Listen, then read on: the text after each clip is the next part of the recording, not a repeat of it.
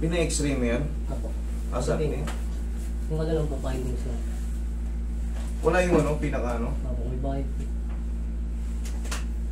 Dapat pinapicturean mo lang. Kahit pa paano kasi minsan nagne-negative pero ikaw hindi ka negative. Diffuse soft tissue swelling is noted. Ayun daw na yan. Na-evident na lang yung abnormalities. Not-diffuse? Ano na tukod mo? Parang may pumitik po eh. Ano ang ginawa mo? Na ano po yun, naipit sa pagkatulog. Naipit sa pagkatulog. Ngayon, kailan pa yan? May isang taon na po. Isang taon? May isang taon. Naipit na sa tulog? Paano ka natulog na kaganito? Hindi mo na malaman. Gano'n ka? Iba na yung tsura. Hindi mo na yung ganun. Patay yung ano. Kabukol. Isang taon. Kailangan ko na yun, sir. Kinahihilot din ka. Hindi mo nakayot lang. Oo, siyempre. Tagal na eh. Oh. Sakit pa rin. Kita mo ganun na. Haplos lang ng sandali.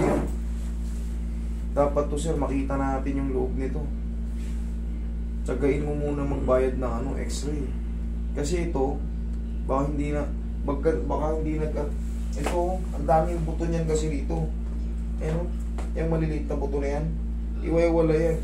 Baka dalawa umangat sa'yo dyan, or ito, mas madali natin makikita kung ano yung ilulubog mo. Ang laki ng bukol eh.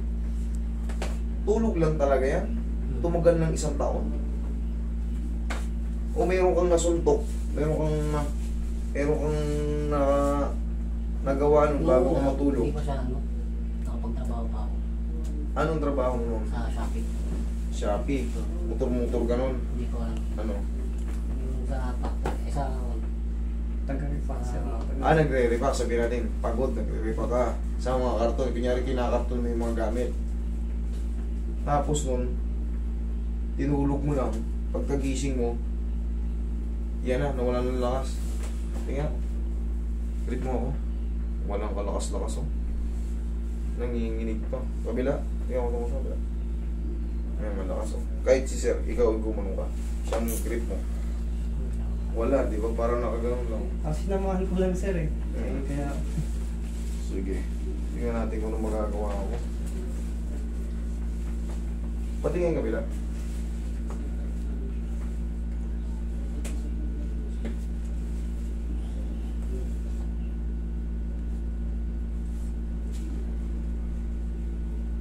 Wala na yung lakas oh. Wala na yung pinakamasil niya.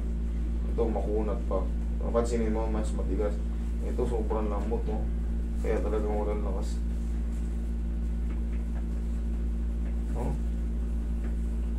Sandaliri lang yun oh. Hindi pa yun. Ganyan lang yung ginagawa ko oh. Nagbigyan ng konti. Ganun ako. Oh. Tingnan mo. Pansinin mo. Oh. Masakit yun. Di ba? Oh. Grabe. Dapat. Sige. Ayos siya. Ang gawin mo nito, sir, magkano na pa x-ray? 500? Hindi mo kayang ganun. ano po nag-x-ray po, nagbayad po ng 800. Oh, ba't ibinigay yung ano? Sabi, yung findings lang, tapos may bayad daw yung mismong x-ray. Yun na yun eh. Magbabayad pa daw. Hindi. Yun na yun, 800. Kahit picturean mo lang yung film nun. Saan ka nagpa-x-ray? Sa Valenzuela. Sa amin. Nareklamo ngayon yan, Valenzuela eh. Hospital dyan. Oo. Reklamo ngayon yan eh. Hindi kinulong yung ano ko. Namatayan. 800, mataas na nga yun eh. Dapat may ano din, may negative din. 400 lang. Kasi babayad natin, 400 din eh. Sabi eh. Bakit pa yung ano, yung Resulta. sama na result. Wala talaga eh, ganun talaga eh. Ito kasi mas madaling ma-align to kung makikita ko yung bone structure kung ano nangyari. Ganito yung tsura niya. Ayan. Sige, may punta natin. Marami siyang maliliit na ganyan. Katulad dito, may mga nakalutang dito. Ito. Ito may lumubog. Ito yan oh. Ayan. Wala siya dito sa pinaka ano eh. itong mga maliliit na buto nagkaangat-angat eh. Hindi nasalansa ng maayos ito. Yung mga ganito. Dito,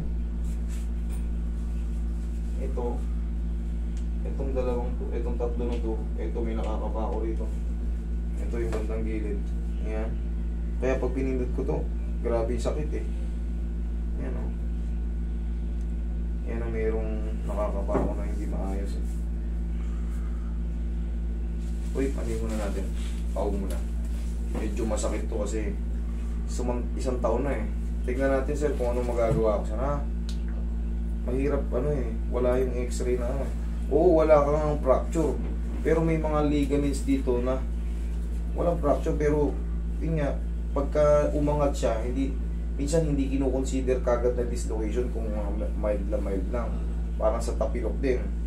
Walang dislocation. Sa tuhod, walang dislocation. Pero yung ikaw, hindi ka makalakad. Pero yung bone structure, pag nakita ko kasi, may explain ko sa'yo kung paano nangyari.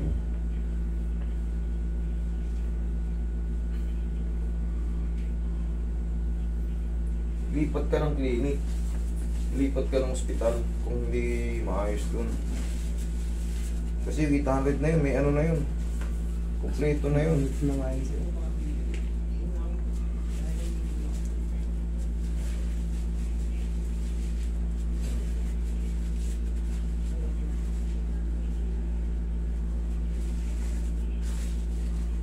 Ilang taong ka na ba?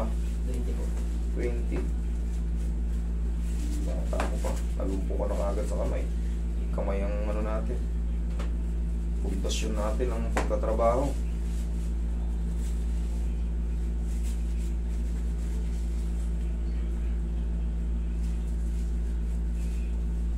Idol, ang gawin mo, hindi kita sisingilin. Iyan ang magpa-x-ray ka ulit. Sa mga susunod na araw, pag nakuha mo na yung result, Martes o Lunes, bumalik ka rito. Ha? Mag-chat na lang kami ulit sir para ma-skip. Kasi maganda makita ko yung loob nito. Opo. Mahirap magsalansan ng kapa lang eh. Iba pa rin pag nakita ko yung kung ano naging problema. X-ray na lang natin pag-uwi. Oo. Para Kaya na, kung ano. para may pambayad ka. Hindi kita sisingilin para Aming na sure lang. ball na ano. Lumipat ka, wag dun sa ano. Sa ibang ano na lang. Ibang ano na lang sir. Ibang ano na lang kasi yung 800 na yun, sapat na yun. Hindi naman double pay yun eh. Kasi sinabi pag x-ray, lahat na yun. Yun na yung sinabi ko sa kanya sir eh. Ano, dapat nandyan na yun eh. Kaso may bayad bandage. Yan. Samantala, yung mga lumagutok na yan, kahit pa paano. Wala ba yung maliit lang? Tapos ganito mo palagi. Ulit na yung konting ko. Yan, akin na yan, okay na yan. Ngayon ba? Para lang makita ng mga tao na may damage siya. Kiss-kissin mo. Yan. Oo, wala lang sa mga daliri niya. Yan palaging gagawin mo sa umaga. Yan, para ka nag-aabang na ng pera. Yan. In-exercise niya sir. Yan.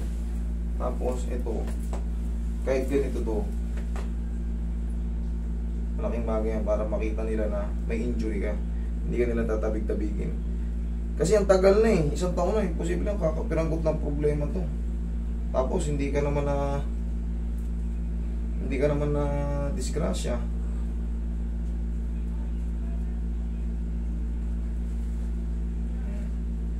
Pang cywar lang yan. Tanggalin mo lang yan pagka bumabiyahe ka para makita nila sabihin na injury ka. Pang cywar lang sa mga kasalubong mo yan. Balik na lang tayo pag na-x-ray. Ikaw ba pag nakita mo may ganyan, babanggayin mo pa? Hindi, di ba? Okay, idol, sige. Gusto kong maging maayos ka. Ipa-x-ray mo ng maayos, ha? Tingin mo. Kung may